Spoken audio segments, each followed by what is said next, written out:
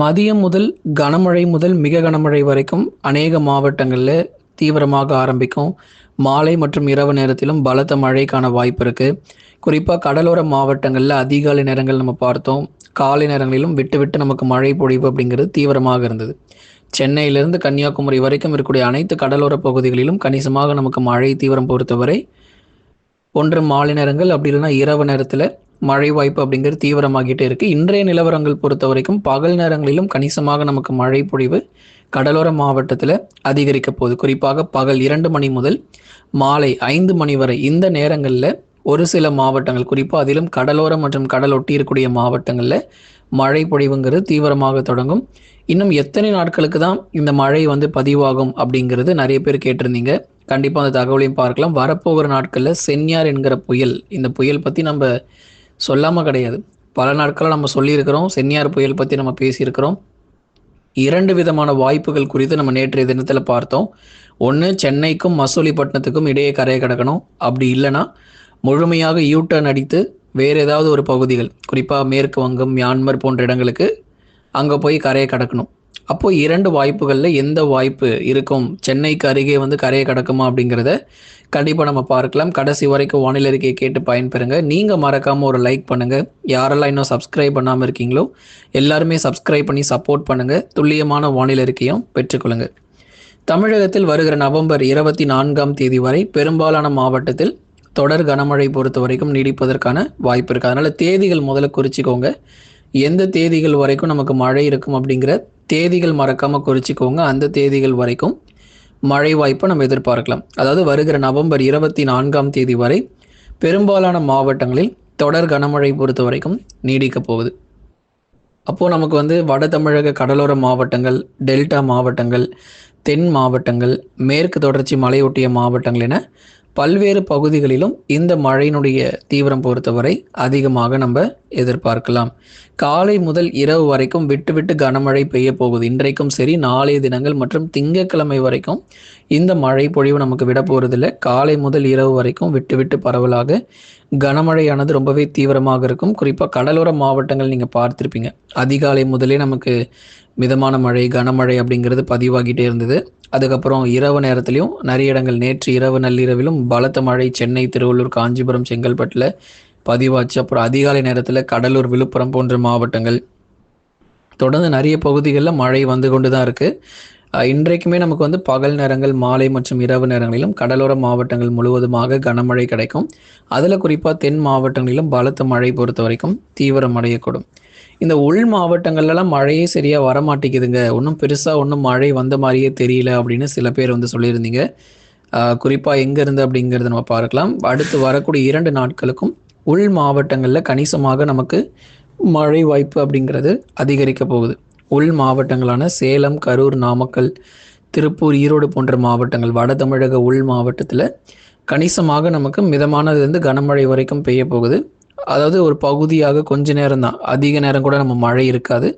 ஓரளவு சேலம், குறிப்பாக அந்த தலைவாசல், வாழப்பாடி, ஆத்தூர் மற்றும் அதன் சுற்றுவட்டார பகுதிகள், சேலம், தம்மம்பட்டி, இளம்பிள்ளை, நிறைய இடங்கள், எடப்பாடி மற்றும் அதன் சுற்றுவட்டார பகுதிகள், நிறைய பகுதிகள் சொல்லலாம். ஆங்காங்கே பகுதியாக நமக்கு அவ்வப்போது விட்டு விட்டு நமக்கு மிதமான மழை பொழிவு உள் மாவட்டத்தில் இருக்கும்.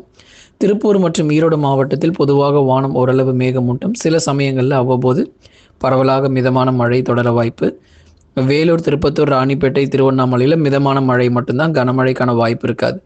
எப்போ நமக்கு ஒரு கனமழை, போன வருஷம் வந்த மாதிரி இந்த கிருஷ்ணகிரியில் 50 சென்டிமீட்டர் மழை பொழிவுக்கான வாய்ப்பு இருக்குமானா வாய்ப்பு இருக்குது. அது எப்போ அப்படின்னா, வங்கக்கடலில் உருவாகக்கூடிய சென்யார் புயல் பொறுத்த வரைக்கும் வட தமிழகத்தில் கரையை கடந்து கிருஷ்ணகிரி வழியாக பயணித்தால் மட்டும்தான் நமக்கு கிருஷ்ணகிரியில் 40 சென்டிமீட்டர் 50 சென்டிமீட்டர் மழை பெய்யுமே தவிர மற்றபடி நமக்கு மழை இருக்க போகிறது கிடையாது. ஏன்னா ஒரு தாழ்வு பகுதி அப்படிங்கிறது கண்டிப்பாக கரையை கடக்கணும். அப்போ தான் நமக்கு மழை வாய்ப்புகள், மழையினுடைய தீவிரம் பொறுத்த வரைக்கும் உள் மாவட்டத்தில் அதிகரிக்கும். அடுத்து வரக்கூடிய 2 தினங்களுக்கும் கனமழைக்கான வாய்ப்புகள் ரொம்பவே அதிகமாக தமிழகத்தில் எதிர்பார்க்கலாம். அடுத்து வரக்கூடிய 2 நாட்களில் உள் மாவட்டங்களில் கணிசமாக மழை பொழிவு அப்படிங்கிறது அதிகரிக்க போகுது. சில இடங்களில் மிதமான மழையும் சில இடங்களில் கனமழையுமாக எதிர்பார்க்கலாம். தொடர்ந்து பார்க்க போகிறோம். தென் மாவட்டத்தில் அடுத்து வரக்கூடிய 48 மணி நேரத்தில் மழை தீவிரம் பொறுத்த வரைக்கும் கண்டிப்பாக இருக்கும். குறிப்பாக நம்ம திருநெல்வேலி மாவட்டங்கள், தூத்துக்குடி மாவட்டம், ராமநாதபுரம், சிவகங்கை, மதுரை, திண்டுக்கல் அப்படியே கணிசமாக, அதாவது நாள் முழுவதும் கனமழைன்றது இருக்காது. ஓரளவு, அதாவது ஒரு அரை மணி நேரத்திலேருந்து ஒரு 40 நிமிடங்கள் வரைக்கும் பரவலாக மழை பெய்யும். மறுபடியும் ஓய்வு கொடுக்கும். மீண்டும் சிறிது நேரம் கழித்து மறுபடியும் அந்த ஒவ்வொரு சுற்று மழையாக நம்ம பார்க்க முடியும். இன்று, நாளை மற்றும் நாளை மறுநாள் வரைக்கும், அதாவது திங்கட்கிழமை வரைக்கும் நமக்கு மழை பொழிவு அப்படிங்கிறது இருக்க போகுது. அதனால் திங்கட்கிழமை வரைக்குமே நம்ம தென் மாவட்டத்தினுடைய கடலோர பகுதிகளில் கணிசமாக நமக்கு லேசான மழை மற்றும் மிதமான மழை, அதே மாதிரி கனமழையினுடைய தீவிரம் இன்னும் அதிகரிக்கும். இதுவரைக்கும் நமக்கு மழை பதிவாகிட்டு தான் இருக்குது தென் மாவட்டங்களில். இதற்கு அடுத்து வரக்கூடிய நாளை மற்றும் நாளை மறுநாளில் கன்னியாகுமரி மாவட்டங்கள், தூத்துக்குடி, திருநெல்வேலி, தென்காசி மாவட்டங்கள், இங்கெல்லாம் நமக்கு வலுவான கன முதல் மிக கனமழை பொறுத்த வரைக்கும் எல்லாமே இந்த 24ஆம் தேதி வரைக்கும் மட்டும்தான். 24க்கு அப்புறம் வெயில் வர ஆரம்பிச்சிடும். அது தென் மாவட்டங்கள் மட்டும் இல்லை, வட தமிழ்நாட்டில் ஒருவேளை இந்த சென்னியார் புயல் வராமல் போச்சுன்னா இந்த மாதிரி ஒரு வெயிலை நீங்கள் எங்கேயுமே பார்த்துருக்க மாட்டீங்க. ஒரு மே மாதத்தில் எப்படி ஒரு வெயில் பளிச்சென்று அடிக்குமோ அந்த மாதிரி ஒரு வெயில் பொறுத்த வரைக்கும் இருக்கும். சென்னியார் புயல் வந்தால் மட்டும்தான் நமக்கு இந்த நவம்பர் மாதத்தில் பெய்ய வேண்டிய சராசரியான மழை பொழிவு தமிழ்நாட்டில் பூர்த்தியாகுமே தவிர, சென்னியார் வராமல் வேற எங்கேயாவது, அதாவது அந்த சென்னியார் புயல் பொறுத்த வரைக்கும் வேறு ஏதேனும் பகுதிகளுக்கு போயிடுச்சு அப்படின்னா இந்த நவம்பர் மாதத்தில் ஒரு பற்றாக்குறையான ஒரு வடகிழக்கு பருவமழையாக, அதாவது இந்த மழையினுடைய அளவில் மிகவும் பற்றாக்குறையாக நமக்கு போயிடும். அதனால் இந்த சென்னியார் புயல் பொறுத்த வரைக்கும் தொடர்ந்து நம்ம தீவிரமாக கண்காணிக்கப்பட்டு வருது. வரும் நாட்களில் இந்த புயல் பொறுத்த வரைக்கும் தற்போது நிலவரப்படி இந்த புயலானது ஒரு தீவிர புயல் மற்றும் அதிதீவிர புயலாக உருவாகும். நிச்சயமாக அது உருவாகும். 150, 170, சில சமயங்களில் 200 கிலோமீட்டர் வேகம் வரைக்குமே கூட போகலாம். அது நமக்கு பிரச்சனையே இல்லை. ஆனால் இப்போ எந்த பகுதிகளில் இது துல்லியமாக கரையை கடக்க போகுது அப்படிங்கிறத நம்ம பார்க்கணும். புயல் உருவாகிறதுல 100% உறுதியாகிருக்கு. அதிதீவிர புயல் உருவாகிறதாகவும் 100% உறுதியாகிருக்கு. அது சரியான இடம், எந்த இடத்தை அந்த புயல் தேர்வு செய்ய போகுது அப்படிங்கிறது தான் சற்றே பொறுத்திருந்து நம்ம பார்க்கணும். இனி வரப்போகிற நாட்களிலும் நமக்கு இந்த புயல் வர்றதுக்கு முன்னாடியே தொடர்ந்து நமக்கு மழை பொழிவுங்கிறது 24 வரைக்கும் இருக்கும். அதுக்கப்புறம் 24க்கு அப்புறம் நல்ல ஒரு வெயில் பகல் நேரங்கள் நம்ம எதிர்பார்க்குறோம். இந்த புயல் வந்துருச்சு அப்படின்னா அதீத கனமழை மற்றும் 40 சென்டிமீட்டர் 50 சென்டிமீட்டர்னு மழையானது கொட்டி தீர்த்துரும்.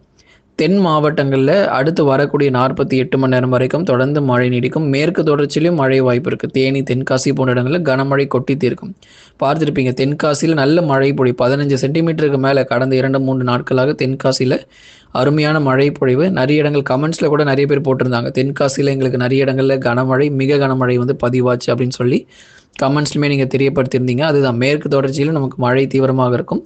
குமரி கடல் பகுதியில் ஒரு காற்று சுழற்சி பொறுத்த வரைக்கும் உருவாகிறதுக்கான வாய்ப்பு இருக்குது. அடுத்து வரக்கூடிய 48 மணி நேரத்தில் குமரி கடல் பகுதிகளில் ஒரு காற்று சுழற்சி உருவாகிறதுனால தொடர்ந்து அந்த கடலோர பகுதி, குமரி கடலோர பகுதிகள், அதே மாதிரி தென் மாவட்டத்தினுடைய கடலோர பகுதிகளில் கண்டிப்பாக நமக்கு மழை குறையாது. இனிமேல் வரக்கூடிய 3 நாட்களுக்கும் மழை சற்று அதிகமாக தான் இருக்கும். எதிர்கொள்கிறதுக்கு நீங்கள் தயாராக இருங்க. கண்டிப்பாக நமக்கு இந்த சென்னியார் புயல் பொறுத்த வரைக்கும் எந்த அளவுக்கு ஒரு மிகப்பெரிய ஒரு தாக்கத்தை ஏற்படுத்த போகுது அப்படிங்கிறத இனி சற்று பொறுத்திருந்து பார்ப்போம். லைக் பண்ணுங்கள் நண்பர்களே, மறக்காமல் சப்ஸ்கிரைப் பண்ணி தொடர்ந்து சப்போர்ட் பண்ணுங்கள்.